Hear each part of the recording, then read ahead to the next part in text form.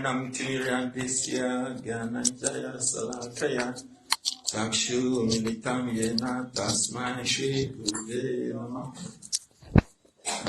Namo Vishnu Padaya Radhikaya Priyatmane Shri Shriman Bhakti Vedanta Narayana Tiname Shri Krishna Lila Kantini Sudarasha Adurya Gunaischa Yutam Varam Varinyam Purusho Mahatam Narayanam Tvam Salasya Namami Vanchakapa Karivyascha Kripa Sindhudya Vacha Patitanam Pavanibhyo Vaishnavibhyo Namo Namaha Namo Mahavanaya Krishna Prema Padayate Krishnaya Krishna Chaitanya Namne Gorachisi Namaha He Krishna Karuna Sindhu Dinabandhu Jagatpate Gopisha Gopika Kanta Radha Kanta Namastute Tapta Kanchana Gorangi Radhe Vrindavaneshwari Vishabhanu Sute Devi Pranamami Haripriye Jayata Surato Pango Mama Madhyamati Katima Sarvasya Parampujo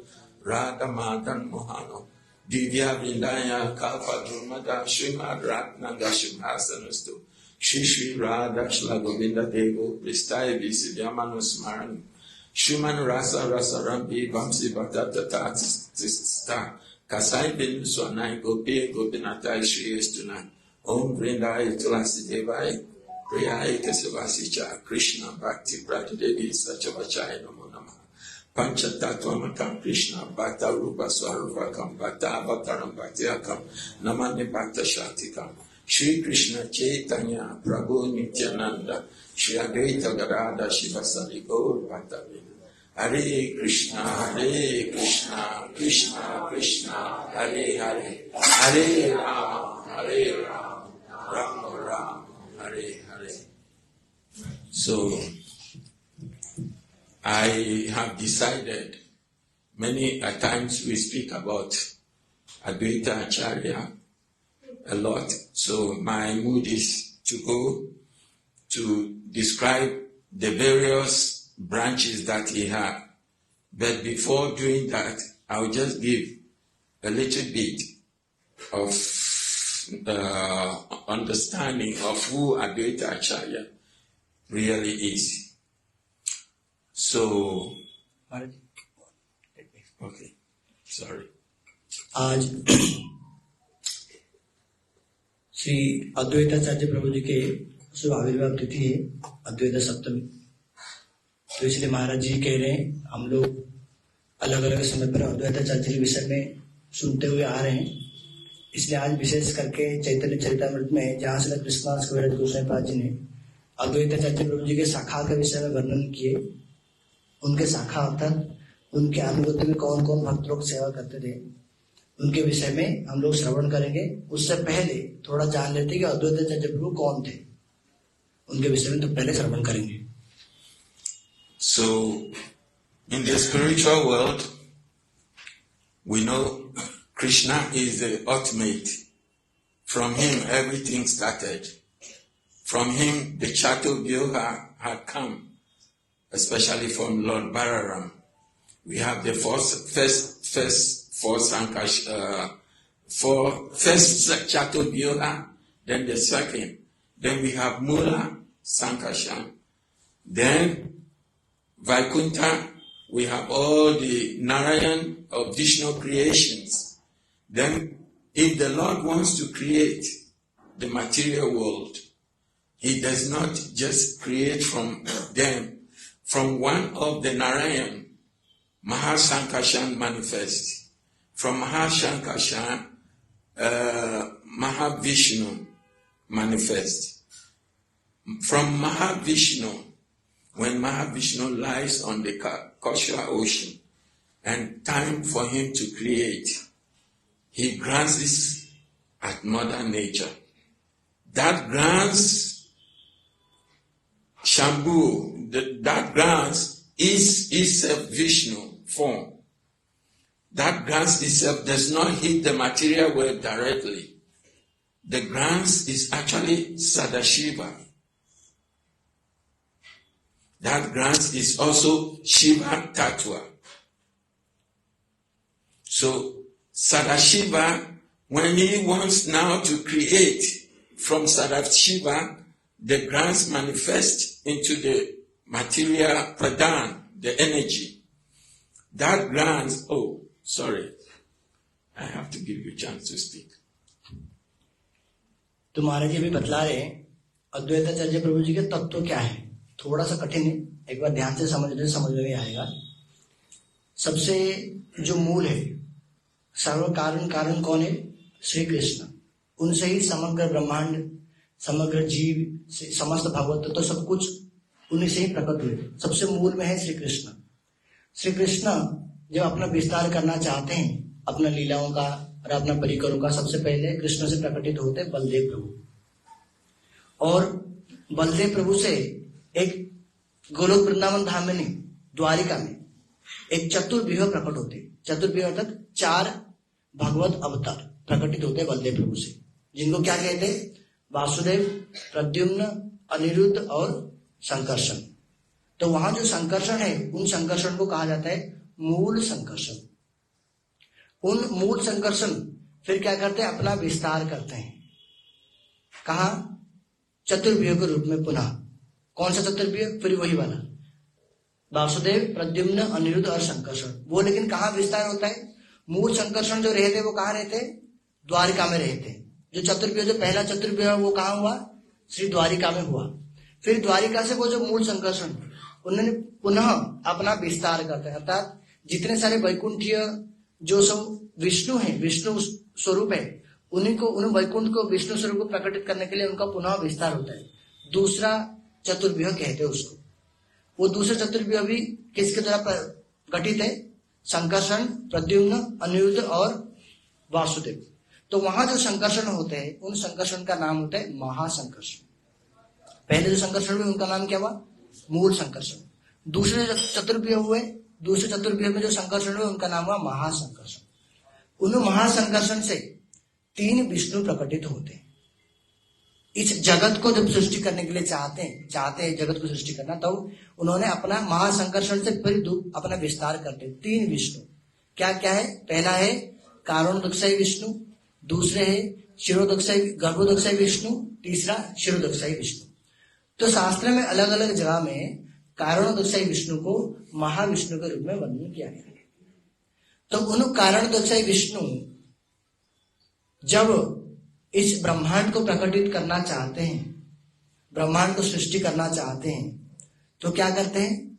अपना ही जो माया है, अपना ही जो शक्ति, माया शक्ति, उनके ऊपर वो इक्षण करते हैं, ताकि उनको क्या करते हैं? जो जो उपादान चाहिए माया देवी को प्रसव, ताकि उस उपादान से वो इस जगत को सृष्टि करे। जो सामग्री चाहिए माया देवी को, वो समग्र सामग्री भी किससे प्रदानित होता है? विष्णु से होता है, किंतु डायरेक्टली नहीं होता है। विष्णु क्या करते हैं? अपना इक्षण करते हैं।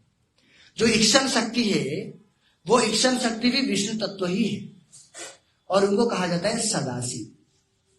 तो वही जो इक्षण शक्ति है सदाशिव, वही है श्री अद्वैताचार्य प्रभु। वही महाराज जी समझा रहे। So just like in the material world, when we go to an electrical station where electric is being generated, we have what we call step-down transformers. So these step-down transformers will bring the power to the level where it can be supplied to industries and to the houses. In the same way, Mahavishnu, when he manifests that grants is actually Sadashiva. That grants cannot touch the material world, because if it touches the material, it will burn it down. So it is stepped down, and the reflected aspect of that Mahavishnu is what in this material world we call Shiva. तो महाराज जी कह रहे हैं कि जिस प्रकार जिस जगह में इलेक्ट्रिसिटी जनरेट होता है, जहाँ विद्युत उत्पन्न होता है, उसको क्या करते हैं? वो इलेक्ट्रिसिटी को एक जगह पे स्टोर करके रखते हैं। फिर ट्रांसफार्मर के माध्यम से उस इलेक्ट्रिसिटी को जितने हमें चाहिए उसी हिसाब से हम लोग अलग अलग जगह को भेजते हैं, मूल ट्रांसफार्मर के माध्यम से। उसी प्रकार जो भगवान है, जब भगवान इस जगत को सृष्टि करना चाहते हैं, इस माया जगत को, किंतु भगवान तो है चिन्मय, चिद वस्तु। जो चिन्मय वस्तु है उनका माया के साथ किसी भी प्रकार का कोई संपर्क नहीं हो सकता। इसीलिए भगवान क्या करते हैं, कारण रूप से विष्णु जो कि महाविष्णु है, उन्होंने जो एक्शन करते हैं माया देवी के ऊपर, वो एक्शन का क्या नाम हुआ, सदाशिव जी। वो भगवान का जो डायरेक्ट एक्शन है वो भी क्या है, स्पिरिचुअल है, वो भी चिन्मय है। इसलिए वो चिन्मय शक्ति कभी भी जड़ शक्ति के साथ जाकर के स्पर्श नहीं हो सकता। तो फिर जड़ जो जगत है सृष्टि कैसे होगा, वो जो चिन्मय जो शक्ति, चिन्मय जो एक्शन है, उनका जो छाया, जिनको कि इस जगत में हम लोग शिव के रूप में जानते हैं, वो छाया के द्वारा ही इस जगत भगवान सृष्टि करते हैं, ना कि डायरेक्ट जो चिन्मय शक्ति है, उनकी जो एक्शन है उसके द्वारा क्या करते हैं, उसके द्वारा माया को, जो माया देवी है उनको अलग अलग उपादान तो प्रदान कर लेते हैं, किंतु जब जगत सृष्टि करने की बारी आता है तो फिर वो जो भगवान का एक्शन है, उनके ही जो छाया जो कि जगत में शिव कहलाते हैं, उन्हीं के माध्यम से भगवान फिर क्या करते हैं, इस जगत को सृष्टि करते हैं। So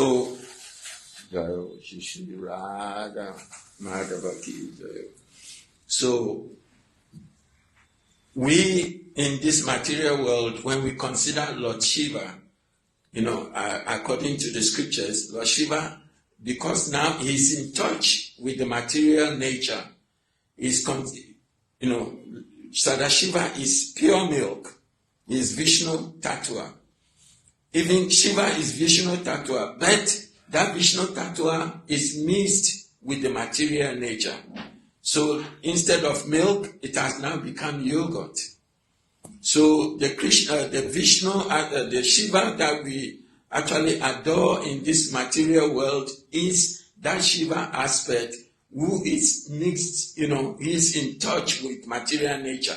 But Sadashiva is never in touch with material nature. तो महाराज जी कह रहे हैं जो सदाशिव जी हैं वो कौन थे, जो कारण रूप से विष्णु के एक्शन, उनको ही सदाशिव कहा गया।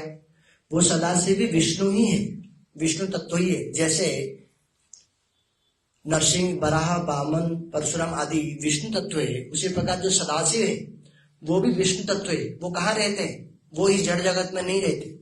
उनका एक शिव लोक है, सदाशिव लोक है, जो कि वैकुंठ के अंदर आता है, वैकुंठ के नीचे ही है, और वो भी चिन्मय धाम में आता है, तो सदाशिव वहां रहते हैं।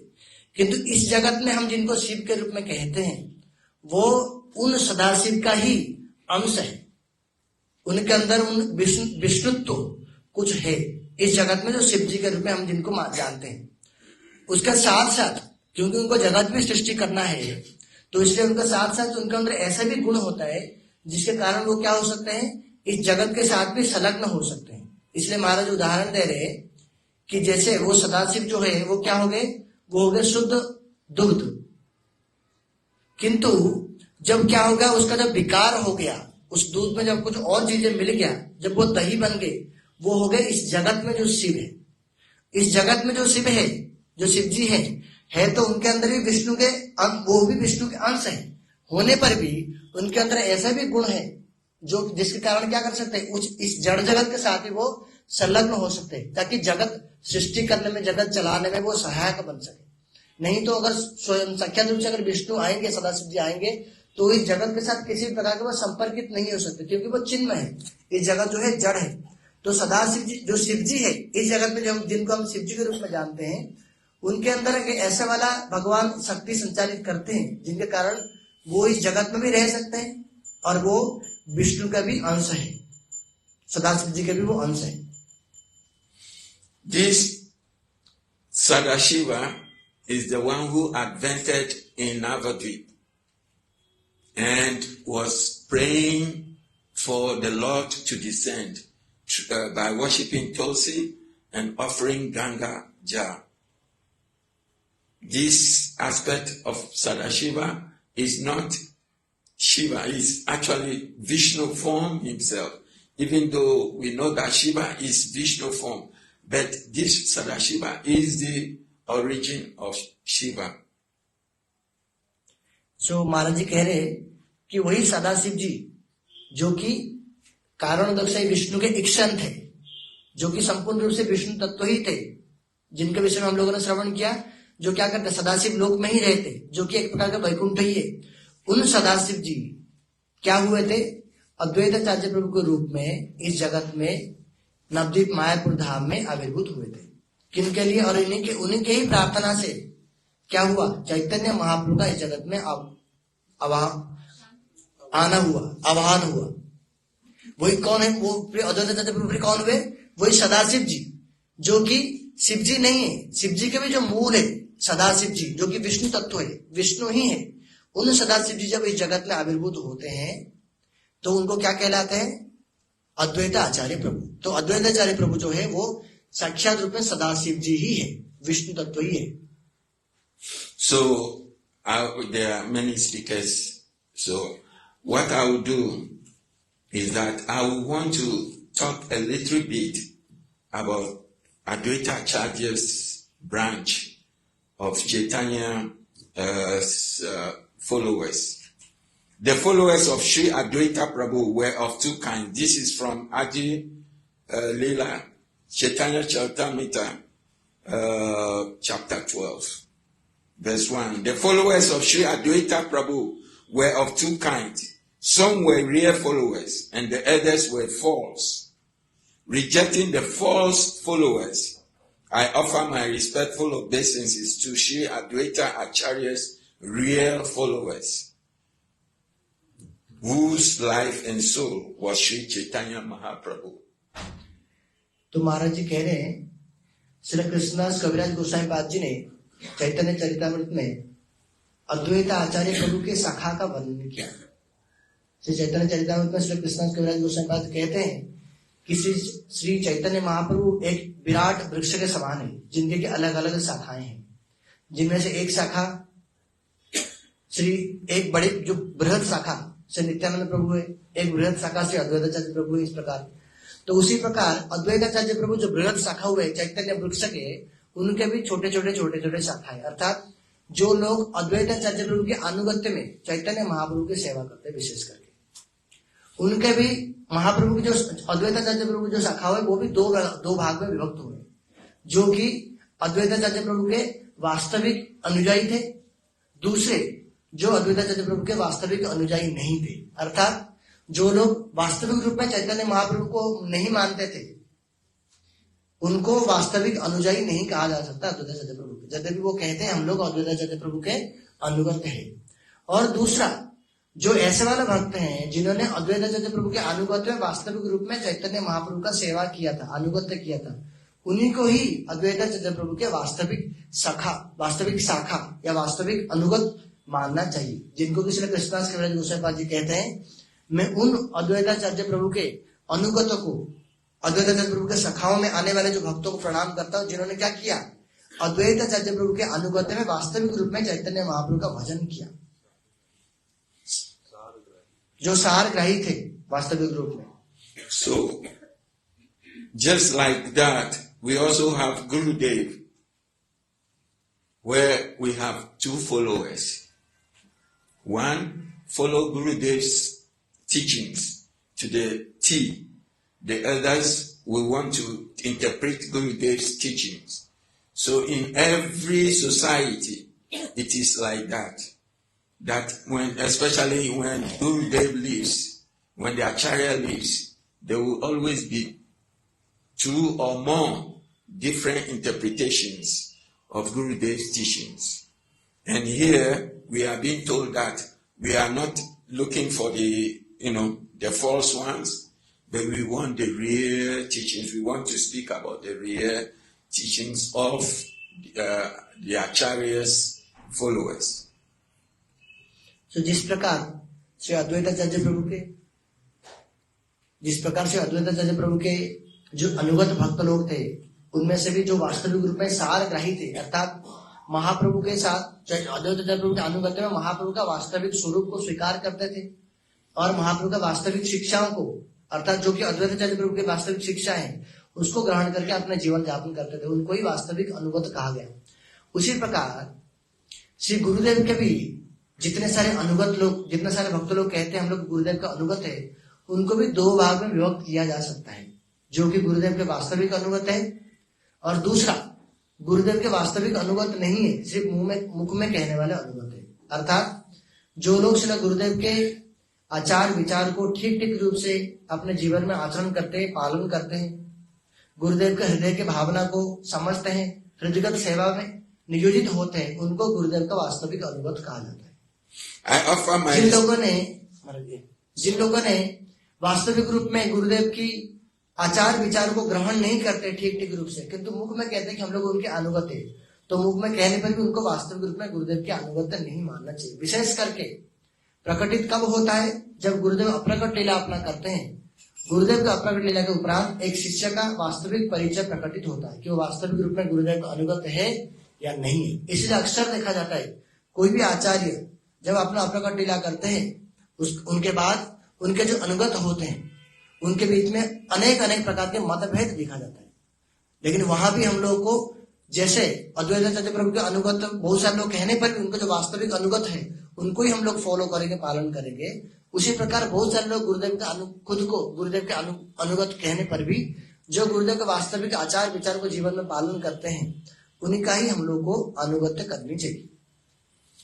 I offer my respectful obeisances to the all-glorious Advaita Prabhu, who forms the second branch of the eternal Chaitanya tree, and to his followers, who form his sub-branches.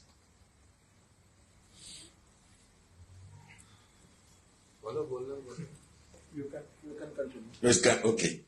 So, here, Srila Krishna Das Kaviraj is giving homage, is paying obeisances to Advaita Acharya's, manifestation and his sub-branches. This form the second branch. The first branch was Lord Nityananda. The second branch is Advaita Acharya. तो जिस प्रकार हम लोगों ने श्रवण किया कि चैतन्य महाप्रभु एक बृहद वृक्ष के समान है, उन वृक्ष में बहुत बड़े बड़े शाखाएं हैं। कृष्णास कविराज गोस्वामी कहते हैं उन शाखाओं में से जो विशेष शाखा है, सबसे पहला शाखा वो क्या है? श्री नित्यानंद प्रभु। और उन चैतन्य वृक्ष के, विराट वृक्ष के जो दूसरी शाखा है वो है श्री अद्वैत आचार्य प्रभु।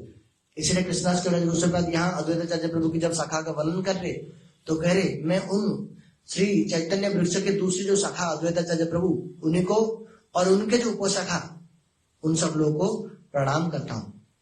Sri Chaitanya Mahaprabhu was the gardener of this tree, and also he poured water of his mercy on all the tree, the root of the tree.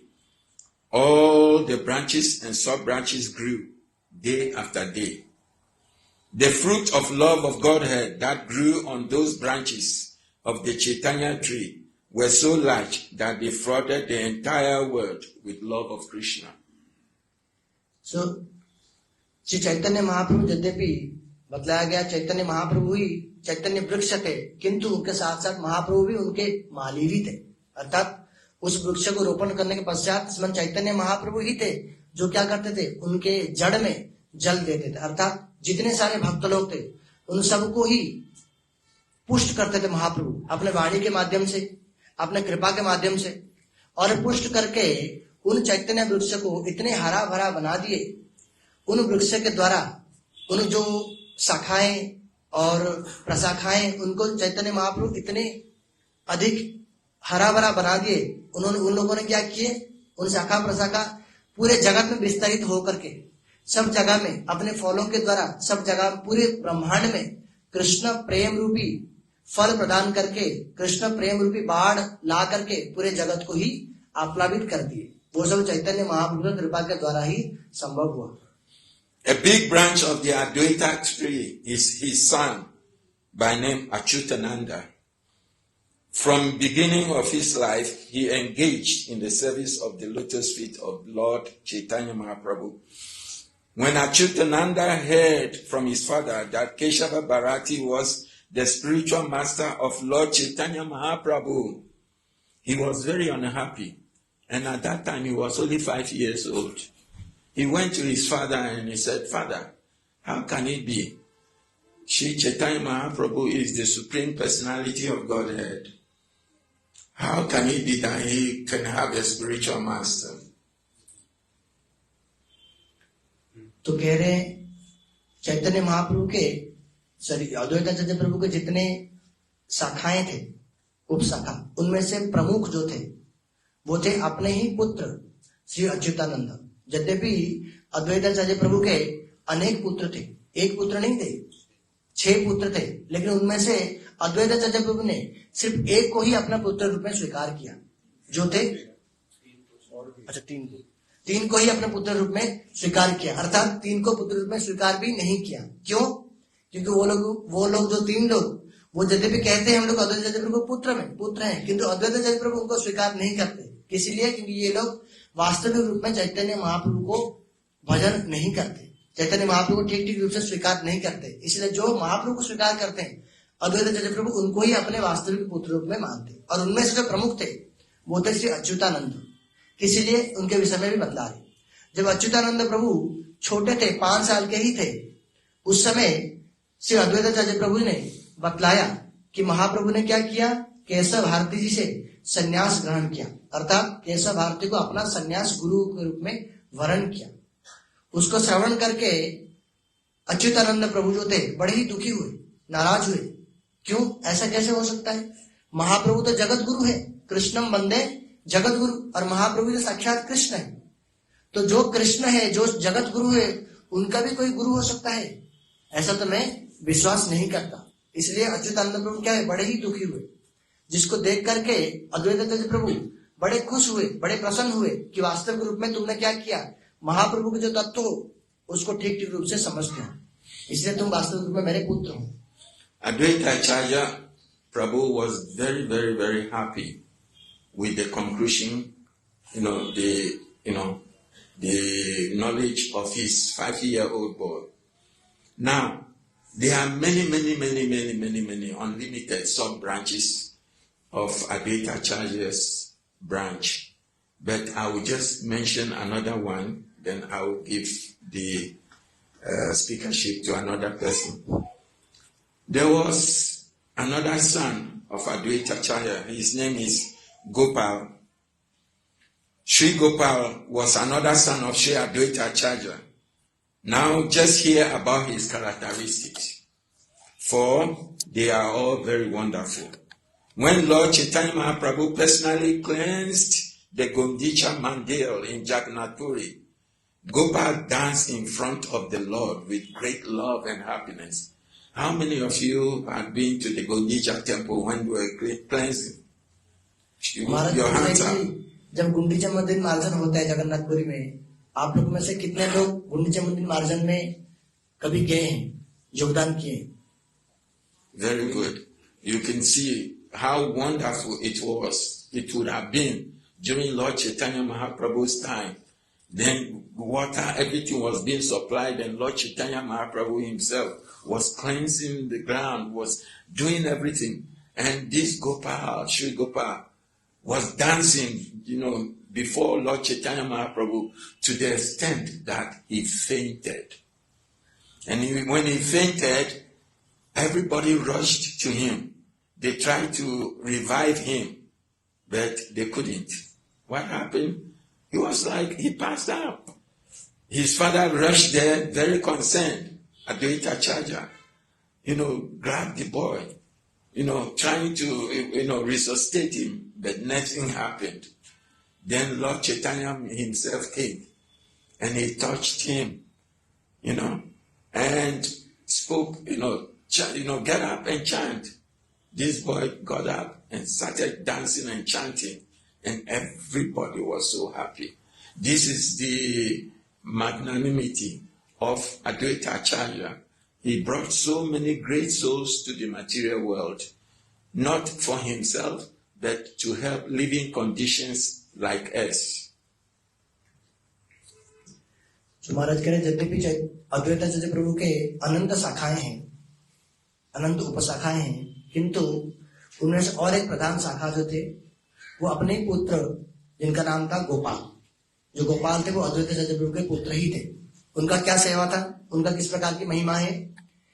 Chaitanya Mahaprabhu जब गुंडीचा मंदिर मार्जन करते थे जगन्नाथपुरी में, और गुंडीचा मंदिर मार्जन के पश्चात महाप्रभु अपने भक्तों के साथ जब कीर्तन करते थे तो उस समय बड़े उदंड कीर्तन होता था। और चैतन्य अद्वैताचार्य प्रभु के जो पुत्र है गोपाल, वो भी उस कीर्तन में बड़े ही सुंदर रूप से नृत्य करते थे।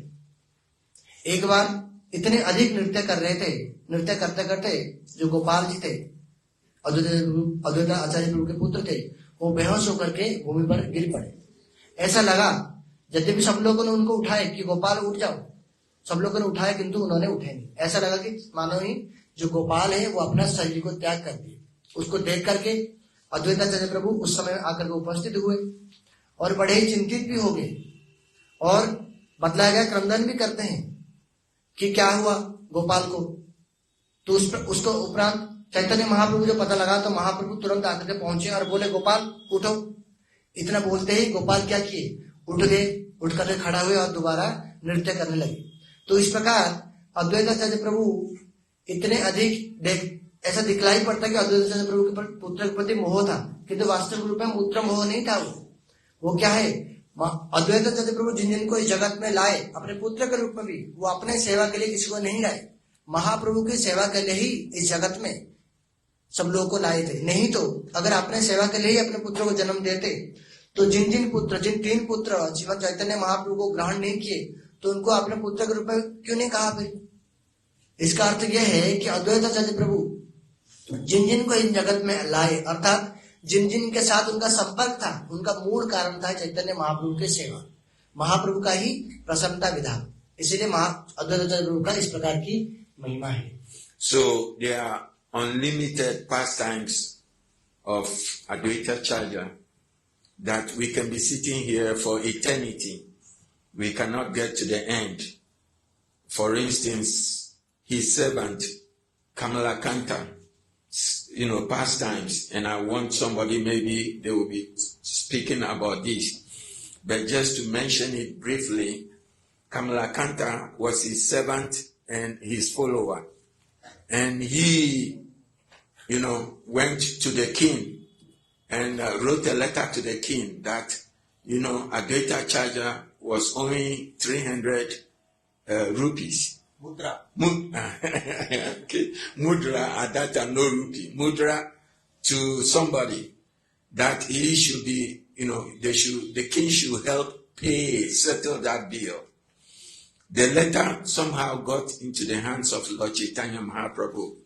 And Lord Chaitanya Mahaprabhu was furious, was angry. He said, Advaitacharya is this. He said it. Actually, Kamalakanta said, Advaitacharya is the Supreme Personality of Godhead. He told the king like that in a letter. So Lord Chaitanya Mahaprabhu was very happy. You said Lord Chaitanya Mahaprabhu is the Supreme Lord. The Supreme Lord can never be a poor person. So he, chastised him. Why do you have to go to a king to borrow money to pay? No, that is not what you should do. He was angry with Kamalakanta. Then when Advaitacharya heard this, he went to Lord Chaitanya Mahaprabhu and said, "Oh, you are very good to Kamalakanta, very merciful. For me, you are not. You don't have that mercy you have for him. You are chastising him, and me, you don't ever chastise me." And Lord Chaitanya Mahaprabhu was very, happy. And then he actually, called, just shorten it up. He called, Kamalakanta, said, "Look, I will accept you back into the fold, but, you can never say, go to a king or somebody to beg, money to, settle debt for somebody who is the Supreme Personality of Godhead." Yes. हरे कृष्णा। महाराज जी जिस प्रसंग को सुना रहे थे उसी प्रसंग में श्री कृष्णदास कविराज गोस्वामी जी ने, जैसे उन्होंने अद्वैताचार्य जी की शाखा का जब वो वर्णन करने जा रहे हैं तो उसमें उन्होंने एक सारग्राही और एक असारग्राही, दो शाखाएं, दो शाखाओं का वर्णन किया है। अद्वैताचार्य जी के 6 पुत्र हैं, अच्युतानंद जी, कृष्ण मिश्र जी, गोपाल, बलराम, स्वरूप, जगदीश। कितने हो गए? इनमें से 3 सारग्राही हैं और 3 क्या हैं? असारग्राही। इसी प्रसंग को श्री कविराज गोस्वामी जी ने एक उपाख्यान के माध्यम से समझाया है कि श्री अद्वैताचार्य जी के एक दास अनुचर थे जिनका नाम था कमलाकांत विश्वास। यद्यपि अद्वैताचार्य जी के प्रति, महाप्रभु जी के प्रति बड़े निष्ठावान थे, किंतु प्रीतिपूर्वक उनकी सेवा करते थे अद्वैताचार्य जी की। एक समय जगन्नाथपुरी में उन्होंने राजा प्रताप रुद्र के पास में एक पत्र लिख करके, एक लेटर लिख करके भेज दिया। उस लेटर में पहले तो ये लिखा, किसने लेटर भेजा? किसने भेजा? कमलाकांत विश्वास। लेटर में पहले तो ये लिख दिया कि ये अद्वैताचार्य जी साक्षात ईश्वर हैं, और फिर बाद में क्या लिख दिया, किंतु किसी कारणवश इनके ऊपर में थोड़ा सा ऋण हो गया है, थोड़ा कर्जा हो गया है 300 मुद्रा का। तो यदि राजा प्रताप रुद्र ये 300 मुद्रा दे दें तो ये अद्वैताचार्य जी ऋण मुक्त हो जाएंगे। वो पत्र प्रताप रुद्र जी के पास ना पहुंच करके कहां पहुंचा? महाप्रभु जी के पास। जब महाप्रभु जी ने उस पत्र को खोला, पहली जो बात उन्होंने पढ़ी, कमलाकांत विश्वास जी ने अद्वैताचार्य जी को साक्षात ईश्वर कह करके प्रतिपादित किया कि ये साक्षात ईश्वर हैं। इस बात को सुनकर के महाप्रभु संतुष्ट हुए, इस बात को सुनकर के संतुष्ट हुए, लेकिन जो दूसरी बात थी उसको सुनकर के क्रोधित हुए। क्यों क्रोधित हुए? महाप्रभु जी ने नाम दिया बाउलिया विश्वास। बाउलिया विश्वास माने ये पागल है। पागल व्यक्ति का ऐसा विश्वास होता है। एक और तो कहता है कि ये साक्षात ईश्वर है, वन साइड ही सेइंग, महाराज जी आपकी बात सुनते सुनते अंग्रेजी आ गई। One side Kamalakant Vishwas establishing that Advaitacharya ji ईश्वर, he is god himself, Mahavishnu. Another side he saying, इसके आगे की नहीं समझ आ रही अंग्रेजी दूसरी ओर कह रहे, एक और तो कह रहे ये ईश्वर है, दूसरी ओर क्या कह रहे, इन पे 300 मुद्रा का ऋण होगा। अरे यदि वो ईश्वर है तो ईश्वर पर ऋण होगा, और ईश्वर को ऋण शोधन करने के लिए किसी राजा से 300 मुद्रा लेनी पड़ेगी। तो महाप्रभु कहते पागल है, ये पागल का बाउलिया विश्वास है, इसको दंड देना पड़ेगा। क्या दंड देंगे? गोविंद प्रभु जी को बुलाकर बोल दिया, आज से इसको हमारे घर में मत आने देना, इसको या इसका द्वार बंद कर दो, इसको हमारे घर में आना, गंभीरा में आना निषेध कर दो।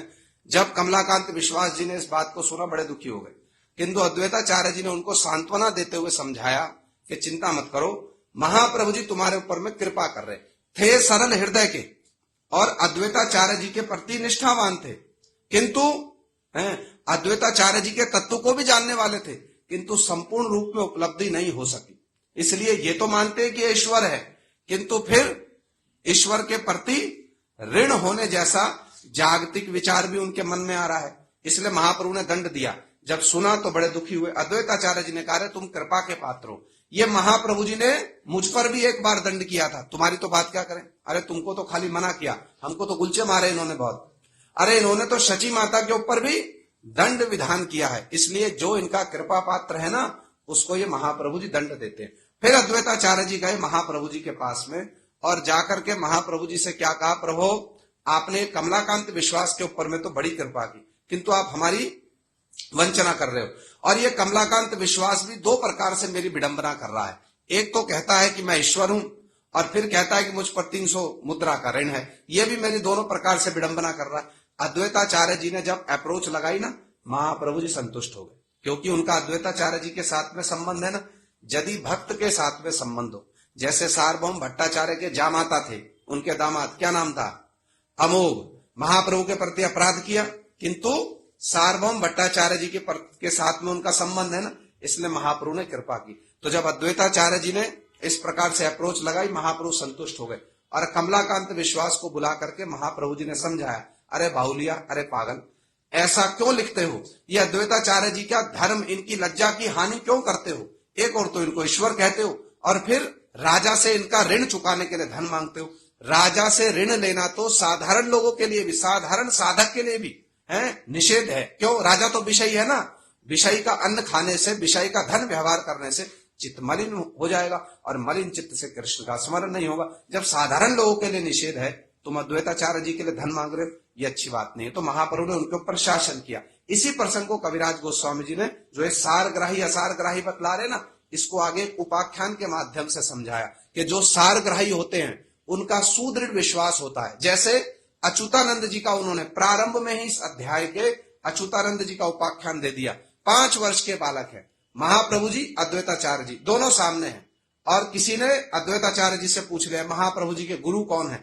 अद्वैताचार्य जी ने भी लौकिक लीलावश कह दिया केशव भारती इनके गुरु हैं। छोटा सा बालक धूल में सना हुआ अद्वैताचार्य जी की गोद में चढ़ा है और क्रोध से नीचे उतर गया, और क्या कहता है, 14 भुवनेर गुरु चैतन्य गोसाई तार गुरु अन्य कौन शास्त्र नहीं। पिताजी आप तो सारे शास्त्रों को जानने वाले हो, आप तो स्वयं धर्म के प्रतिष्ठाता हो, फिर ऐसी बात कर रहे हो। 14 ब्रह्मांड के गुरु ये महाप्रभु जी हैं, इनका भी कोई गुरु हो सकता है, इनका कोई गुरु होगा, कौन शास्त्र नहीं, ये किसी शास्त्र में नहीं है। तो समझने की बात है, 5 वर्ष के बालक ने सारे शास्त्र पढ़ लिए हैं, 5 वर्ष के बालक ने सारे शास्त्र पढ़ लिए, फिर कैसे बोल दिया तार गुरु अन्य कौन शास्त्र नहीं। इनका गुरु भी कोई हो सकता है, ये किसी शास्त्र में नहीं है। 5 वर्ष के बालक के हृदय में बात कैसे आ गई, कैसे आ गई हैं, कैसे आई? जब निष्ठा होती है ना, तब यदि इष्ट के प्रति ऐसी एकांतिक निष्ठा यदि हो, तब हृदय में सारे शास्त्रों का मर्म स्वाभाविक रूप में स्फुरित हो जाता है। फिर उनके मुख से वही बात निकलेगी जो शास्त्र सम्मत होगी। इसलिए 5 वर्ष का छोटा सा बालक ऐसी शास्त्र सम्मत बात कह रहा है, 14 भुवनेर गुरु चैतन्य गोसाई तार गुरु अन्य कौन शास्त्र नहीं। इसको सारग्राही असारग्राही कहकर कविराज गोस्वामी जी ने विस्तार से वर्णन किया। हो गया महाराज जी, और बोलिए हो गया महाराज जी। माई टर्न तो लंबी चल जाएगी महाराज जी। बोल दो थोड़ा सा, मैं तो सुबह से ही बोल रहा हूँ, थोड़ा सा बोल दो। 9 बज गए, अरे बोल दो 9 बज गए। हाँ, तो कहां तक पहुंचे हम, सारग्राही और असारग्राही हैं। श्री अद्वैताचार्य जी की महिमा, उनकी गुणावली श्री कृष्णदास कविराज गोस्वामी जी ने, श्री वृंदावन दास ठाकुर जी ने चैतन्य भागवत में विस्तार से वर्णन की, विस्तार से। और श्री कृष्णदास कविराज गोस्वामी जी ने भी प्रसंग पाकर के श्री अद्वैताचार्य जी की स्थान स्थान पर महिमा का वर्णन किया। महाराज जी कुछ कुछ अद्वैताचार्य जी के तत्व को बतला रहे थे, यद्यपि इसको और विस्तार से थोड़ा समझने की आवश्यकता है, क्योंकि तत्व की दृष्टि से यदि देखने जाओगे इसमें और कुछ जोड़ने की आवश्यकता पड़ेगी। श्री कविराज गोस्वामी जी ने कहा है, महाविष्णुर जगत कर्ता माया या सृजत तदा तस्यावतार एवायम अद्वैताचार्य ईश्वरे। श्री कविराज गोस्वामी जी ने उनकी प्रतिष्ठा किस रूप में की है, महाविष्णु जगत कर्ता, जो महाविष्णु जगत के कर्ता है, माया या सृजत तदा, जो अपनी माया से इस जगत की सृष्टि करते हैं, तस्यावतार एवायम अद्वैताचार्य ईश्वरे, उनके ही अवतार साक्षात कौन है, ये अद्वैताचार्य जी है। अब इसको थोड़ा सा और विस्तार से समझना, समय क्योंकि हो चला है। ये सदाशिव तत्व और महाविष्णु, इनमें कोई भेद नहीं है विष्णु तत्व ही, किंतु सदाशिव का कारण महाविष्णु है ना, महाविष्णु का कारण सदाशिव है। ये समझने की आवश्यकता पड़ेगी, ये समझने की आवश्यकता पड़ेगी। इसलिए अद्वैताचार्य जी की जो रियल आइडेंटिटी है वो क्या है, उसको यदि समझने जाओगे तब उस पर विचार करना पड़ेगा। अद्वैताचार्य जी साक्षात कौन है, ये महाविष्णु है, और महाविष्णु का ये प्रकाश विशेष कौन है, ये सदाशिव है। महाविष्णु का ही प्रकाश विशेष सदाशिव है। इसलिए अद्वैताचार्य जी को केवल सदाशिव नहीं कहा जा सकता, वो क्या है, वास्तव में वो महाविष्णु है। और महाविष्णु का एक प्रकाश विशेष सृष्टि का कार्य करने के लिए, सृष्टि पर ईक्षण करने के लिए है, जो ये कारणों दक्षाई विष्णु जो ईक्षण करते हैं, उनका ही प्रकाश विशेष कौन है, सदाशिव है। इसको और विस्तार से समझना हो तो गुरु महाराज जी 2 दिन से बड़ी सुंदर कथा बतला रहे हैं। यदि आप लोगों ने सुनी हो तो उपादान और निमित्त दोनों का बहुत सुंदर विचार गुरु महाराज जी ने प्रस्तुत किया है, उसको सुन लेना, जाकर के अद्वैताचार्य जी का तत्व समझ में आ जाएगा। और इसी अध्याय में है, और इससे पिछले अध्याय में भी अद्वैताचार्य जी का श्री कविराज गोस्वामी जी ने 14 श्लोकों में चैतन्य चरितामृत का मंगलाचरण किया। कितने श्लोकों में, उसमें से महाप्रभु जी का तत्व कितने श्लोकों में वर्णन किया, कितने में, जय राधे श्याम। महाप्रभु जी का तत्व वर्णन किया 6 श्लोकों में। नित्यानंद प्रभु जी का कितने में किया? 5 श्लोकों में। और अद्वैताचार्य जी का तत्व वर्णन किया 2 श्लोक, 2 श्लोकों में। और पंच तत्व का वर्णन किया 1 श्लोक में। तो जिन 2 श्लोकों में अद्वैताचार्य जी का वर्णन कर रहे हैं ना, वहीं पर श्री कविराज गोस्वामी जी ने अद्वैताचार्य जी के तत्व को, उनकी महिमा को, उनकी गुणावली को विस्तार से वर्णन किया है। जाकर श्री चैतन्य चरितामृत को देखना तो ये विषय विचार जो है ना स्पष्ट हो जाएंगे। समझने की बात यही है, जब शास्त्र की कोई बात कही जाए ना, तो जो शास्त्र के विचारों को, जो शास्त्र ग्राही होते हैं, वो झट करके शास्त्र की बात को ले लेते हैं। हमारे गुरु महाराज जी अभी पीछे कथा में इस बात को बतला रहे थे। यदि गुरु के मुख से भी किसी बात को सुना जाए, यदि वो गुरु हैं, गुरु महाराज जी कहते हैं यदि वो गुरु हैं, सदगुरु है, तो उनका विचार ही शास्त्र का विचार है। किंतु यदि गुरु को वैसी उपलब्धि नहीं है, यदि किसी को वैसी शास्त्र की उपलब्धि नहीं है, तब यदि उनके मुख से कुछ निकले तो उसका शास्त्र के साथ में सामंजस्य करना पड़ेगा कि नहीं करना पड़ेगा। तो जो शास्त्र ग्राही होते हैं ना, वो क्या देखते हैं? वो विचार को प्रधानता देते हैं। समझ में आई तो बात? समझना थोड़ा कठिन है। जो शास्त्र ग्राही होते हैं ना, जो सार ग्राही होते हैं, वो किसको प्रधानता देते हैं? विचार को प्रधानता देते हैं। जब कोई विचार सुना जाएगा, वो शास्त्र के अनुकूल है कि शास्त्र के अनुकूल नहीं है, इस पर विचार करते हैं। जो शास्त्र के अनुकूल हो उसको ग्रहण कर लेंगे, और जो शास्त्र के अनुकूल नहीं हो उसको क्या करेंगे? उसको छोड़ देंगे। वल्लभाचार्य जी प्रमाणिक हैं कि नहीं है? वल्लभाचार्य जी प्रमाणिक वैष्णव हैं कि नहीं है? महाप्रभु जी ने उनके सारे विचार ले लिया, सारा विचार ले लिया उनका। क्या क्या छोड़ दिया? जब पुरी में वल्लभाचार्य जी का महाप्रभु जी के साथ में वार्तालाप हो रहा है, महाप्रभु जी से प्रश्न पूछ रहे, महाप्रभु उत्तर दे रहे हैं, सारी बात उनकी स्वीकार कर ली। वल्लभाचार्य जी ने क्या कहा? मैं तो श्रीधर स्वामी जी के बहुत सारे विचारों में मैं क्या देखता हूं? कुछ दोष देख रहा हूं। तो महाप्रभु जी ने क्या बोला? श्रीधर स्वामी के जेना माने तार वैश्याते गणन। विचार ले लिया उनका। अच्छा, वल्लभाचार्य जी जो कह रहे हैं वो ठीक है कि नहीं है? अब माथा चकरा जाएगा। वल्लभाचार्य जी जो कह रहे हैं वो ठीक है कि नहीं है? ऐसे विचार करके देखा कुछ? जीव गोस्वामी जी की टीका देखी कभी? देखना जा करके, तब विषय स्पष्ट होगा। महाप्रभु जी ने क्यों उस समय में वल्लभाचार्य जी का खंडन किया, और वल्लभाचार्य जी जो कह रहे हैं वो ठीक है कि नहीं है? जीव गोस्वामी जी की टीका देखो जा करके, विषय स्पष्ट हो जाएगा।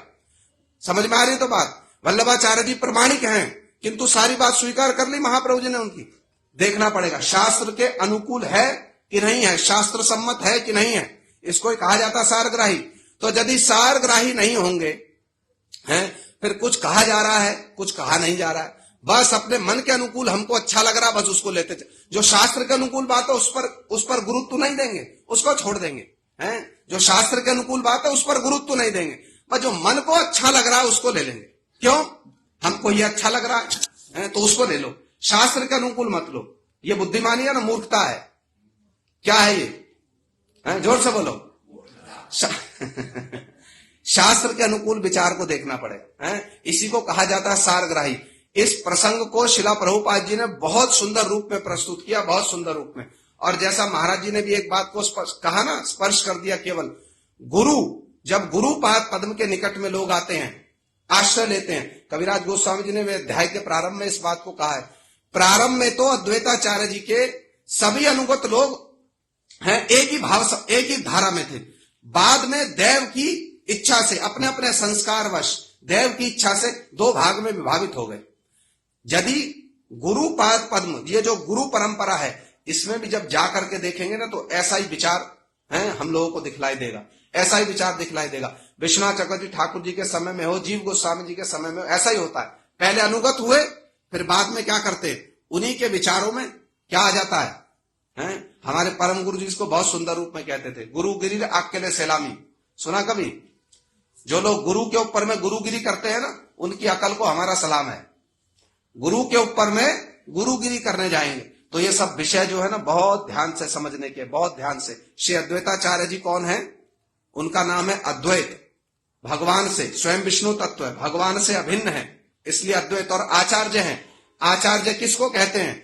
आचिनोतिया शास्त्रम आचार्य, जो शास्त्र का आचरण करके शिक्षा दे उसको आचार्य कहते हैं। यह अद्वैताचार्य जी ने महाप्रभु जी की जो मनोभिष्ट सेवा है, अद्वैताचार्य जी का जीवन, अद्वैताचार्य जी का लीला विलास जब देखने जाएंगे, एक एक लीला से अद्वैताचार्य जी ने श्रीमन महाप्रभु जी के विचार को ही श्री अद्वैताचार्य जी ने पुष्ट किया है, उन्होंने स्थापित किया। चाहे देव वर्णाश्रम धर्म का सूत्रपात हो, चाहे भक्त संप्रदाय की प्रतिष्ठा हो, चाहे महाप्रभु के तत्व को जगत में स्थापित करना हो, यह श्री अद्वैताचार्य जी ने ही महाप्रभु जी के मनोभिष्ट को पूर्ण किया है। श्री वृंदावन दास ठाकुर जी ने इनकी स्तुति करते हुए कहा है, भक्तिर भंडारी तुम्ही बिने भक्ति दिले, कृष्ण भक्त कृष्ण प्रेम कृष्ण कार्य मिले। यह अद्वैताचार्य जी साक्षात भक्ति के भंडारी हैं। अद्वैताचार्य जी के पास में चाबी है, यदि अद्वैताचार्य जी चाबी से खोलेंगे नहीं उस द्वार को, भीतर में कोई प्रवेश नहीं कर सकता।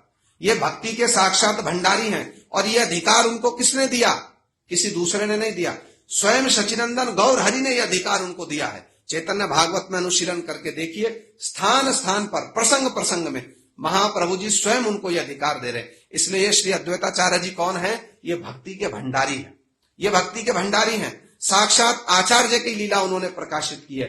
इसलिए यदि किसी को महाप्रभु जी के चरणों की प्राप्ति करनी है, श्रीमद नित्यानंद प्रभु जी के चरणों की प्राप्ति करनी है, बिना अद्वैताचार्य जी की कृपा के हम लोगों को उस वस्तु की प्राप्ति नहीं हो सकती, नहीं हो सकती। श्रीमद महाप्रभु जी ने स्वयं स्थान स्थान पर अद्वैताचार्य जी की महिमा को, ये वल्लभाचार्य जी के सामने ही महाप्रभु जी ने यह अद्वैताचार्य जी की महिमा को कितने सुंदर रूप में प्रकाशित किया महाप्रभु जी ने।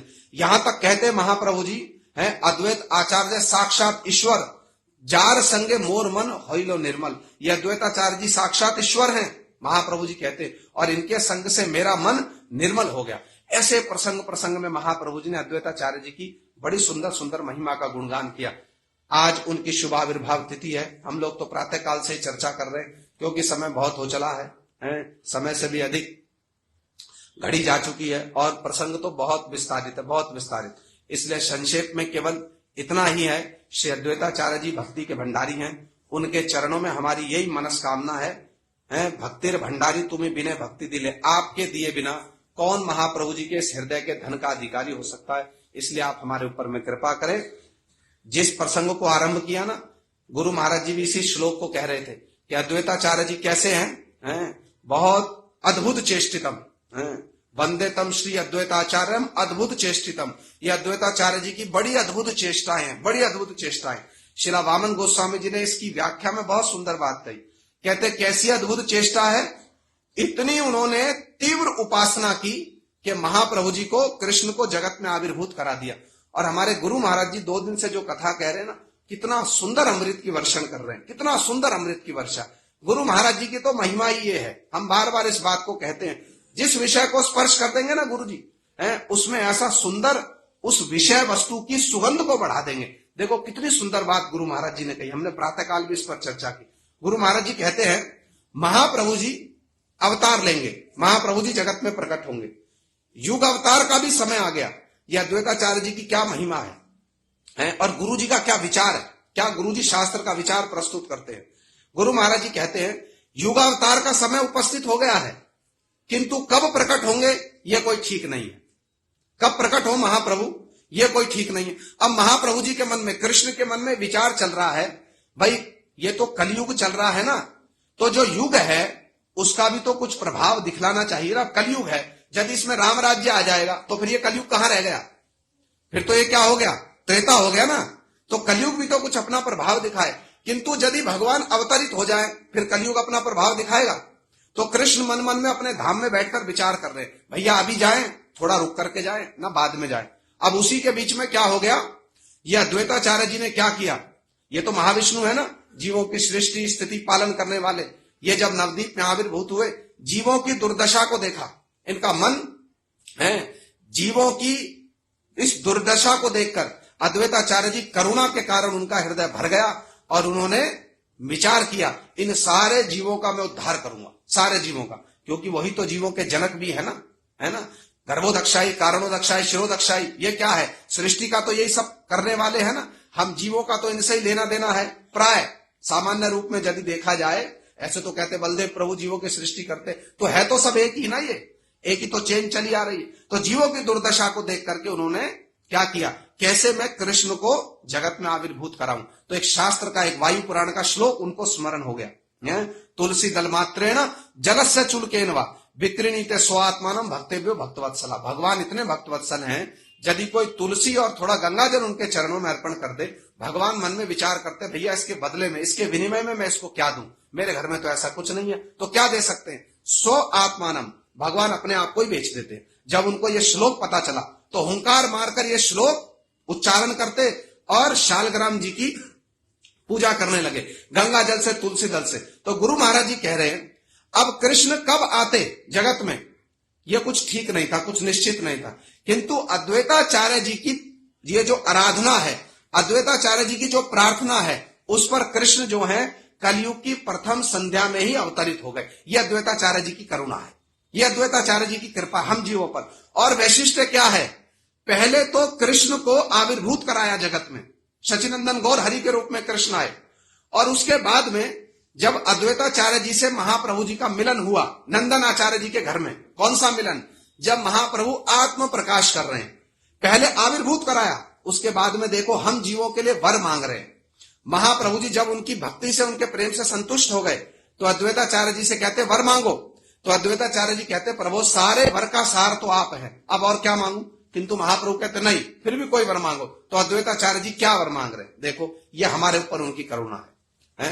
इन तिथियों पर उनका स्मरण इसलिए होना चाहिए। अद्वैताचार्य जी क्या कहते हैं, आचार्य जी कहे प्रभु यदि भक्ति मिलाई बा, शूद्र स्त्री अधम सवारे से दिवा, प्रभु यदि आप भक्ति का वितरण करोगे ना, फिर विचार करके मत देना ये योग्य है या अयोग्य है। ये वर मांगा अद्वैताचार्य जी ने, क्या वर मांगा, यदि प्रभु आप भक्ति का वितरण करोगे तो फिर विचार करके मत देना, बिना विचार के भक्ति देना। महाप्रभु इतने प्रसन्न थे, इतने प्रसन्न, उन्होंने क्या किया, ठीक है तथास्तु, जैसी आपकी इच्छा। क्यों, अभी सुनो ना, कृष्ण चंद्र जार आज्ञा करे न पालन, वृंदावन दास ठाकुर जी लिख रहे हैं, स्वयं कृष्ण भी जिनकी आज्ञा का पालन करते हैं, क्योंकि अद्वैताचार्य जी ज्येष्ठ है ना, लीला के अनुसार अद्वैताचार्य जी ज्येष्ठ है, तो उनके किसी भी संकल्प को महाप्रभु जी अन्यथा नहीं करते। ठाकुर महाशय ने सिद्धांत की प्रतिष्ठा की है, अद्वैताचार्य जी के किसी भी संकल्प को महाप्रभु जी अन्यथा नहीं करते। ये इसके मूल में भी अद्वैताचार्य जी पहले आविर्भूत कराया, फिर हम जीवों के लिए वर मांग रहे, और उसी के कारण, उसी वर के कारण, यद्यपि महाप्रभु दयालु हैं, महावदान्य हैं, किंतु जब कोई ऐसा विशेष भक्त जो है उनसे वर की प्रार्थना करे, तो उनकी दया की कोई लिमिटेशंस रह जाएंगी, कोई लिमिटेशन नहीं रह जाएंगी। इसलिए प्रबोधानंद सरस्वती जी कहते हैं, पात्र पात्र विचार नाम ना कुरुते ना स्वम परम, ना तो पात्र और अपात्र का विचार करते, ना स्वम परम भिक्षते, ये मेरा है, ये दूसरा, ये अपना, ये पराया, ना ये विचार करते। दया देय विमर्श को ना ही देना चाहिए, नहीं देना चाहिए, ये भी विचार नहीं करते। ना काल प्रतीक्षा प्रभो, जब महाप्रभु ये प्रेम देने लगे, ना काल की प्रतीक्षा करते। सद्यो या श्रवणेक्षण प्रणमन ध्यान आदि नाम दुर्लभम दत्ते भक्ति रसम भगवान गोरासा में परम में गति। ये प्रबोधानंद सरस्वती पाद जी कह रहे, अरे जब महाप्रभु प्रेम का दान कर रहे, भक्ति का दान करते हैं, ना पात्र का विचार करते हैं, ना अपात्र का विचार करते, ना स्थान का विचार करते, ना समय का विचार करते, जो सामने आ जाए, सद्यो या श्रवणेक्षण प्रणमन ध्यान आदि नाम दुर्लभम दत्ते भक्ति रसम, जो बस सामने आ जाए, महाप्रभु प्रेम में मत है, बस उसको प्रेम दान कर देते। इसके मूल में कौन है, ये श्री अद्वैताचार्य जी, इन्होंने वर मांगा हमारे लिए, इसलिए हम जगत जीवों को कृष्ण भक्ति हो रही, इतने सहज सरल रूप में कृष्ण भक्ति हो रही, ये भक्ति के भंडारी हैं। तो भैया इनके चरणों में हमारी ऐसी प्रणति, ऐसी हमारी प्रार्थना, ऐसी हमारी कृतज्ञता इनके चरणों में होनी चाहिए। तो कहने के लिए तो असंख्य लीलाएं भरी पड़ी हैं, आज यहीं तक रहे। जय श्री अद्वैताचार्य प्रभु की, गौर प्रेमानंदे हरि हरि।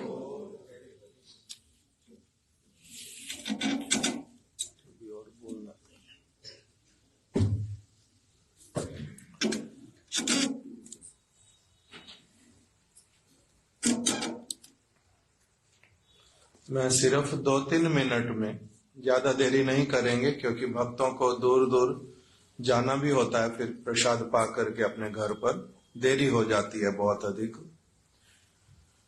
किंतु 1-2 बातें हम लोग नित्य प्रति क्या करते हैं, हमारे गुरु वर्गों ने हम लोगों को पहले दिन से ही जब हम लोग भक्तों के संपर्क में आए, उसी दिन से ही कान में श्रवण कराना प्रारंभ कर दिया, दो चीजों को विशेष करके। एक तो हरे कृष्ण महामंत्र, हरे कृष्णा कृष्णा कृष्णा हरे हरे, हरे राम राम राम हरे हरे। एक तो ये वाला श्रवण करवा दिया। दूसरा श्रवण कराया श्री कृष्णा चैतन्य प्रभु नित्यानंद श्री अद्वैत गदाधर श्रीवासादि गौर भक्त वृंद। उस समय पता भी नहीं था कि ये क्या है। कृष्ण का नाम तो सुना हुआ था, हरे नहीं पता था। और साथ ही साथ में ये जो श्री कृष्ण चैतन्य श्रवण करवाया, इसको तो बिल्कुल भी नहीं जानते थे। श्री कृष्ण चैतन्य प्रभु नित्यानंद स्मरण तो पता नहीं कब हो गया, बाद में पता चलने लगा कि जो श्री कृष्ण चैतन्य है वो है स्वयं श्री कृष्ण। उन्हीं का नाम ब्रज की लीला में था कृष्ण, और नवद्वीप लीला में उनका नाम हो गया श्री कृष्ण चैतन्य। फिर जो ब्रज लीला में बलराम जी हैं, बलराम जी का नाम भी मैंने तो भक्तों के संग से पहले सुना नहीं हुआ था। उन्होंने ही बताया कृष्ण के बड़े भाई हैं बलराम, वही राम लीला में लक्ष्मण भी थे, कृष्ण लीला में बलराम थे, और नवद्वीप लीला में वो कौन बन के आए, उनका नाम हुआ श्री नित्यानंद प्रभु। तो इसलिए दूसरा वाला पहला हो गया श्री कृष्ण चैतन्य, वो कृष्ण है। प्रभु नित्यानंद ये कौन है, ये हो गए बलराम। तीसरा फिर बताया श्री अद्वैत, तीसरा नाम आ गया उसमें श्री अद्वैत, अर्थात अद्वैताचार्य। इनके विषय में फिर बाद में बतलाया कि ये जो हैं ये है महाविष्णु के अवतार अथवा सदाशिव, ऐसा ही हम लोगों ने शुरू से सुना हुआ। फिर चौथा वाला नाम उसमें आया गदाधर। गदाधर पंडित जो है ये है राधा रानी, ये वाला भी बाद में श्रवण किया। फिर पांचवा नाम उसमें आ गया श्रीवास पंडित। श्रीवास जी जो हैं वो कौन है, नारद ऋषि। तो इस प्रकार से भगवान श्री कृष्ण, बलराम जी और महाविष्णु अथवा सदाशिव और राधा रानी और पांचवें नारद ऋषि, ये पांच जो पर्सनैलिटीज श्री गौर लीला में, इन सब का श्री चैतन्य महाप्रभु की लीला में बहुत अधिक इनका योगदान। इसीलिए एक साथ में ही पांचों का जब नाम बोल देते हैं तो उसको बोलते हैं पंच तत्व मंत्र। ये पंच तत्व महामंत्र भी कोई कोई बोलते हैं पंच तत्व मंत्र, अर्थात पांचों को एक साथ में ये वाला मंत्र बोल के प्रणाम किया जाता है। श्री कृष्ण चैतन्य प्रभु नित्यानंद श्री अद्वैत गदाधर श्रीवासादि गौर भक्त वृंद। तो ये पंच तत्व जो हैं, हम लोगों को पहले दिन से ही इसका जप करवाना मतलब पुनः पुनः कीर्तन में बोलना। और हम लोगों को ये भी सिखाया, जिस दिन अपनी आप से कुछ भक्तों ने कहा तुम लोग आए हो, अब मंत्र ये माला खरीद लो, महामंत्र करना। फिर माला खरीद ली, महामंत्र करेंगे। अब कैसे करना है, किसी ने ये भी सिखाया कि सबसे पहले क्या बोलना, पंच तत्व बोलना, फिर उसके बाद में महामंत्र करना शुरू करना। यद्यपि बाद में धीरे धीरे गुरुदेव के पास आकर के ये वाला विचार बदल गया, किंतु पहले पहले यही सीखा कि माला को प्रारंभ करने से पहले इन पांचों के चरणों में प्रणाम करना, इनका नाम स्मरण करना। क्यों? क्योंकि इन पांचों ने ही इस जगत में सभी को हरे कृष्ण महामंत्र करना अच्छी तरह से सिखलाया है। इनकी कृपा से ही किसी की जिह्वा पर भगवान का नाम, हरे कृष्ण महामंत्र, हरे मतलब राधा रानी, राम मतलब श्री कृष्ण, तो ये जो महामंत्र है राधा कृष्ण का मंत्र है, और ये पांचों जो पंच तत्व में जो नाम है, यद्यपि ये लोग इस जगत के नहीं हैं। जैसे महाराज जी ने बतलाया सबसे पहले, ये पांचों के पांचों कहां से आए हैं? वैकुंठ जगत से। इस जगत के ये लोग नहीं थे।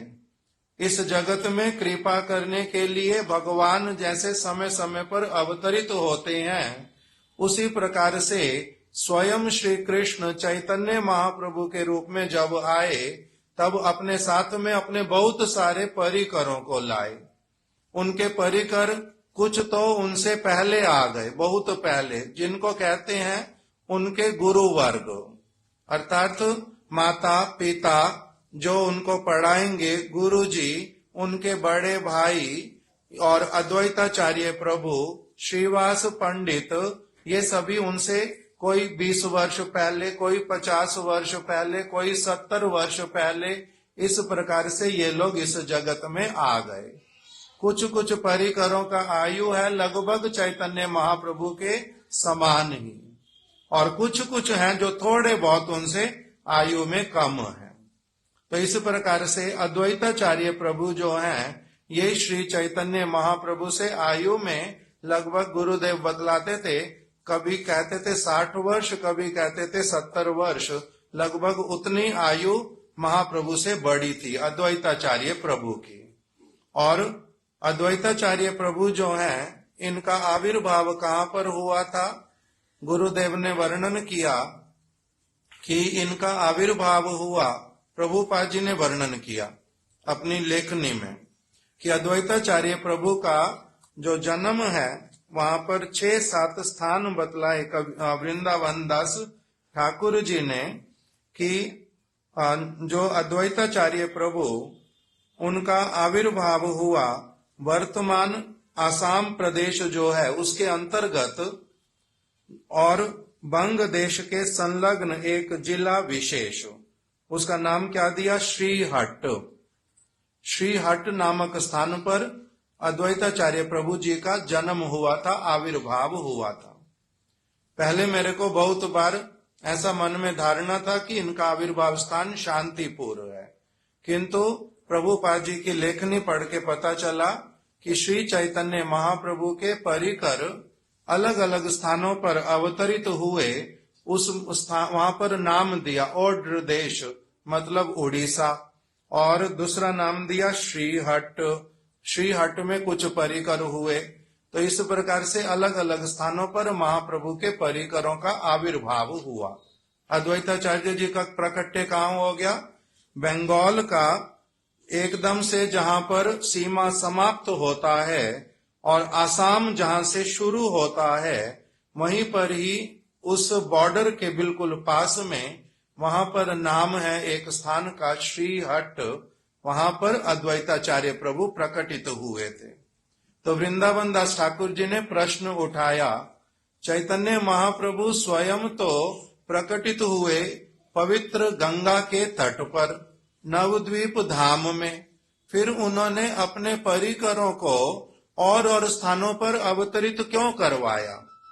उसका उत्तर देते हुए उन्होंने स्वयं ही इस प्रकार से पहले प्रश्न उठाया, गंगा तीर पुण्य स्थान सकल थाकीते वैष्णव जन्माए के नो शोच्य देशे थे। शोच्य देश मतलब ऐसे वाले देश, ऐसा वाला भूमि, ऐसा वाला स्थान जिसको पवित्र नहीं कहते, जो पवित्र नहीं है, जिसको भगवान श्री कृष्ण ने अपने जो पांडव लोग, उनको भी वहां पर नहीं भेजा था। उसके लिए वर्णन आया, पांडव लोग जो हैं वो कृष्ण के स्वरूप हैं, अर्थात कृष्ण के भक्त, कृष्ण के अत्यधिक प्रिय, कृष्ण को अपने हृदय में लेकर के सब समय घूमते थे। गदाग्रज भगवान श्री कृष्ण उनके हृदय में सब समय विराजमान। जहां जहां पांडवों के चरण पड़े, उन सारे स्थानों को कहते हैं ये स्थान बड़े पवित्र हुए। इसीलिए भगवान ने उनको वनवास दिलवाया था। वनवास उनका दंड नहीं था, भगवान की लीला पांडवों के माध्यम से स्थान स्थान को पवित्र करवाया। पांडव जहां भी जाएंगे मेरे को अपने हृदय में लेकर के जाएंगे, वहां के लोगों को, वहां की भूमि को मैं तीर्थ स्वरूप बना दूंगा, पवित्र कर दूंगा। किंतु पांडव लोग भी बहुत सारे स्थानों पर नहीं गए। वहां वहां पर कविराज गोस्वामी ने और प्रभुपाद जी ने लिख दिया, दोनों ने, असामान्य वेदांता। श्री चैतन्य महाप्रभु की इतनी अधिक दया है, असामान्य। कृष्ण की दया के सामने महाप्रभु की दया जो है वो बहुत बड़ा आकार धारण करती है। इसलिए महाप्रभु की दया को कहा असामान्य वदान्यता। कृष्ण के परिकर कहां पर प्रकटित हुए? कुछ कुछ विशेष स्थानों पे, और उन्होंने पांडवों के माध्यम से कुछ स्थानों को पवित्र करवाया। किंतु श्री चैतन्य महाप्रभु ऐसी वाली वदान्यता लेकर के उत्पन्न हुए पहले से ही कि मैं अपने परिकरों को विभिन्न स्थानों पर विश्व में प्रकटित करवाऊंगा और अपने अलग अलग भक्तों के हृदय में प्रेरणा दे करके उनको जहां तहां लोग हैं उन सबके मंगल के लिए भेजूंगा, सभी स्थानों को पवित्र करवा दूंगा। इसलिए उनका वचन भी क्या आया? पृथ्वी ते आछे जतो नगर आदि ग्राम सर्वत्र प्रचार होई वेक मोर नाम। पृथ्वी पर जितने भी गांव हैं, जितने भी शहर हैं, सभी स्थानों पर मेरा नाम जो है वो प्रकटित होगा। तो इसीलिए स्थान स्थान को पवित्र करवाने के उद्देश्य से महाप्रभु ने क्या किया? अपने परिकरों को अलग अलग स्थान पर प्रकटित करवाया। तो अद्वैताचार्य जी का प्रकट्य कहां पर हुआ? आसाम और बांग्लादेश के बॉर्डर पर एक स्थान जिसका नाम श्रीहट्ट, वहां पर ये प्रकटित हुए। इनके पिताजी का नाम बताया श्री कुबेर जी, माता जी का नाम बताया नाभा देवी। और आज का दिन क्या है? माघ का महीना और शुक्ल पक्ष सप्तमी तिथि। इसलिए सप्तमी तिथि अद्वैत सप्तमी इसलिए कहते हैं। अद्वैताचार्य आज के दिन में प्रकटित हुए। अभी इनके प्रकट होने से ही जितने समस्त गौड़ीय भक्त लोग, उनके लिए एकदम से मन में भावना आनी प्रारंभ हो जाती, किसका प्राकट्य आ गया? गौरांग महाप्रभु का। अद्वैत सप्तमी आई, आज के दिन से शुभ मुहूर्त प्रारंभ हो गया नवद्वीप परिक्रमा का, नित्यानंद प्रभु का, महाप्रभु का, परिक्रमा का, गौर पूर्णिमा का, ये सब का क्या हो गया? आज से एकदम से शुभ आरंभ अद्वैत सप्तमी के आने से। इस प्रकार की भावना आती है।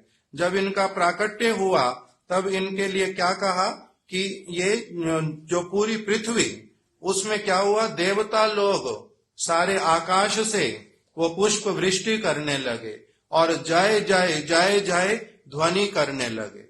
सभी स्थानों पर जय ध्वनि होने लगी। पूरी पृथ्वी का जो आकाश मंडल शब्द पूरा वहां पर जो प्रकटित हो गया, किसी को दिखलाई देता नहीं शब्द आ कहां से रहा है, किंतु सबको सुनाई क्या देता है? जय जय जय जय जय जय। इस प्रकार से सबको शब्द सुनाई देता है। इनके माता पिता ने इनका नाम रखा जगत मंगल अद्वैत, मंगल गुण धाम, मंगल चरित्र सदा, मंगल जार नाम। इनको नाम दिया मंगल। सबसे पहला इनका नाम पड़ा मंगल। किस लिए मंगल? जगत मंगल, सारे जगत का ही जय जय ध्वनि के द्वारा क्या हो गया? मंगल होना प्रारंभ हो गया। इससे इनको नाम दिया मंगल, जगत का मंगल। इसी दिन से जब अद्वैताचार्य प्रभु इस जगत में आए, सब बद्ध जीवों का इतना बड़ा सौभाग्य प्रकटित होना प्रारंभ हुआ, इतना बड़ा। कहते हैं वो भाग्य जो ब्रह्मा को, वो भाग्य जो शिव को, वो भाग्य जो सुखदेव गोस्वामी को, वो भाग्य जो व्यास को प्राप्त नहीं हुआ, महाप्रभु के इस जगत में प्रकटित होने पर वो भाग्य साधारण जगत के लोगों को प्राप्त होगा। इसीलिए उसी दिन से क्या हो गया? शुभ आरंभ अद्वैताचार्य के इससे कि मंगल का सबसे पहले प्राकट्य प्रारंभ हुआ। इसलिए इनको कहा, इनका नाम मंगल, मंगल चरित्र सदा। इन्होंने अपना अद्भुत मंगल चरित्र प्रकटित किया और मंगल गुण धाम, सारे गुण मंगलमय जो हैं इनमें वास करते थे। कमल नयनेर तेहो जाते अंग अंश, कमलाक्ष बलि धरे नाम अवतंस। दूसरा इनको नाम प्राप्त हुआ कमलाक्ष। पहला नाम क्या था? मंगल। दूसरा इनको नाम दिया कमलाक्ष, अर्थात कमल के जैसे, जिनके कमल की पंखुड़ियों के समान अत्यंत सुंदर जिनके नेत्र, जिस तरफ भी दृष्टि पड़ती है उसी तरफ ही मंगल प्रारंभ हो जाता है। इसलिए इनका दूसरा नाम पड़ा कमलाक्ष। फिर इनका तीसरा नाम पड़ा अद्वैत। किस लिए? अभी हम लोगों ने सुन लिया था। अद्वैत अर्थात भगवान के साथ, भगवान और ये अद्वैत महाविष्णु, भगवान और मंगल अथवा कमलाक्ष ये भगवान से अभिन्न हैं, भगवान से अलग नहीं हैं, भगवान के बहुत घनिष्ठ हैं, भगवान इनकी सब बात मानते हैं। ये भगवान के हृदय को और भगवान इनके हृदय को पूरी तरह से जानते हैं। इसीलिए ये दो नहीं है, एक ही है। इसलिए द्वैत नहीं है, दो नहीं है, अद्वैत है। अद्वैत का अर्थ होता है एक, अद्वैत, इन जिनमें कोई भेद नहीं है। अर्थात अद्वैताचार्य प्रभु और श्री चैतन्य महाप्रभु ये एक ही हैं, इसलिए इनका नाम क्या पड़ा? अद्वैत। और फिर इनका नाम पड़ा अद्वैत के साथ में आचार्य। आचार्य क्यों कहा इनको? क्योंकि इन्होंने क्या किया? भक्ति उपदेश बिनु तार नहीं कार्य। भक्ति के उपदेश के बिना स्वयं भक्ति करते हैं, भक्ति की बात ही शिक्षा देते हैं, भक्ति करने के लिए सभी को प्रेरित करते हैं। भगवान की भक्ति करो, मनुष्य जन्म की सफलता इसी में है। यही उपदेश जो सबको देते थे, इसलिए इनका नाम क्या हो गया? आचार्य। तो इसीलिए इनके साथ में पूरा नाम क्या हो गया? अद्वैत आचार्य। मंगल कमलाक्ष अद्वैत आचार्य। इसलिए इनका नाम पंच तत्व में आया। महाप्रभु को इन्होंने प्रकटित करवाया। एक इनके ऊपर कृपा करने के लिए, इनकी बात को मान के जगत वासियों का मंगल करने के लिए महाप्रभु इस जगत में प्रकटित हुए। इन्होंने महाप्रभु के हृदय को पूरी तरह से क्या किया? स्वागत किया। और भागवत की, गीता की सब समय कथा करते थे। भागवत गीता के विचारों को जगत में प्रकटित कर दिया। हरिदास ठाकुर, उनका जन्म हुआ था मुस्लिम कुल में, किंतु भगवान का सब समय भजन करते थे। इसलिए अद्वैताचार्य ने अपने घर में सबसे पहले उन्हीं को ही क्या किया? अपने पिताजी का, पूर्वजों का श्राद्ध करवाना था। सबसे पहले हरिदास ठाकुर को बिठा दिया। ब्राह्मण लोग, गुरुदेव बतला रहे हैं कि भट्टाचार्य और बंदोपाध्याय और चक्रवर्ती, सारे ब्राह्मण लोग रुष्ट हो गए कि ये क्या कर रहे हो, आप इतने बड़े व्यक्ति, ये क्या कर रहे हो? इसका जन्म मुस्लिम कुल में हुआ, ये ब्राह्मण भी नहीं है, इसको सबसे पहले आप भोजन करवाओगे, बाद में हम भोजन करेंगे, ये तो अन्याय है। अद्वैताचार्य प्रभु किंतु उनकी सुनेंगे नहीं। अद्वैताचार्य प्रभु सारे शास्त्रों में प्रवीण थे। हरिदास ठाकुर ने भी कहा कि प्रभु आप ऐसा क्यों कर रहे हो, मैं बाहर ही बैठ जाता, बाद में ही पा लेता, इतना झगड़ा करने की क्या आवश्यकता, आप ऐसा नहीं करो। हाथ जोड़ करके कहा। अद्वैताचार्य प्रभु ने क्या कहा? जय शास्त्र मत। मैं क्या कर रहा हूँ, क्या बोला था? सही आचरिबो जय शास्त्र मत है। जो शास्त्र का मत है मैं वही काम करने जा रहा हूँ, मैं दूसरा कोई आचरण नहीं करता हूँ। भले ही कोई चतुर्वेदी हो, त्रिवेदी हो, द्विवेदी हो, बंदोपाध्याय हो, चक्रवर्ती हो, यदि भगवान का भजन नहीं करता एक निष्ठ हो करके, तो उसकी आराधना नहीं करनी चाहिए। सारे वेद, भागवत यही तो कहती हैं, गीता भी तो यही कहती है। गुण के आधार पर ही कोई व्यक्ति क्या होता है? ब्राह्मण होता है, श्रेष्ठ होता है। केवल शरीर से जन्म लेने से श्रेष्ठ नहीं होता। इसलिए अद्वैताचार्य प्रभु ने शास्त्र की बात को लेकर के हरिदास ठाकुर को सबसे पहले भोजन कराया और क्या कहा कि तो इनको भोजन कराने से मेरा हजारों ब्राह्मणों का भोजन एक साथ हो जाएगा। आज मेरे पिताजी का वास्तविक रूप में नित्य प्रारंभ होगा, उनका मंगल होगा। तो इसलिए शास्त्र की सारी बातों को अच्छी तरह से पालन करके जन प्रियता को ध्यान नहीं दे करके वास्तविक सिद्धांत को पालन करते थे, इसलिए उनका नाम क्या हो गया? आचार्य। आज उनकी अद्वैताचार्य प्रभु जी की शुभ आविर्भाव तिथि, उनके आविर्भाव से आज क्या हो गया?